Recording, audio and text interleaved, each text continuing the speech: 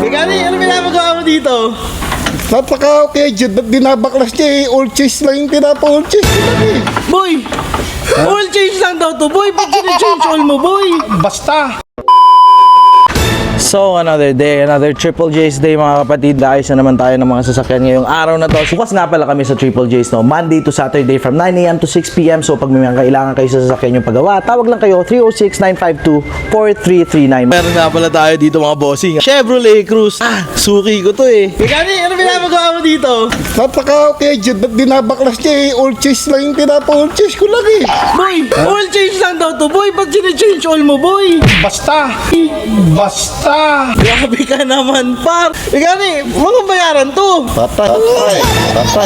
Magana muna tayo ng aircon, sobrang init! Grabe, hindi na namin matiis ang init ng kaligasa. Tingnan nga natin kung gagana itong isang to. Rest natin yung relay, hindi gumagana. Pilitan natin ng bago. Kakargahan natin siya ngayon. Let's see if it's gonna work. Grabe, kawawa sila bossing sa init. Parang pang-anim na karga ko ng aircon to ngayong araw.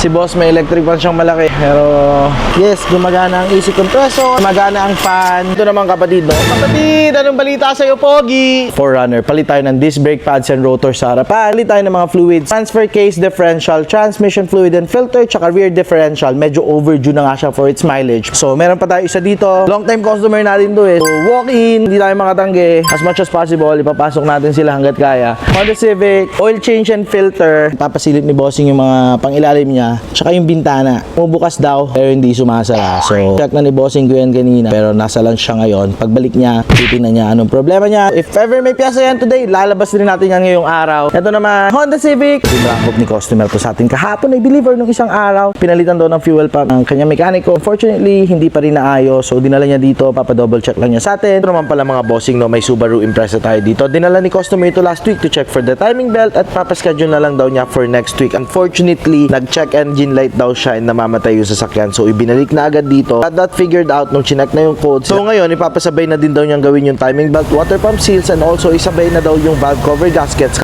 So yun muna mga bossing ko, no? Quick update lang tayo for this week. Medyo tambak pa tayo ng trabaho. Tapos na yung linggo, kailangan natin mailabas ng mga to. And everyday, medyo busy lang. Ipon din tayo ng mga reels sa mga content na i-upload natin araw-araw. So yun lang mga bossing ko, no? Trish.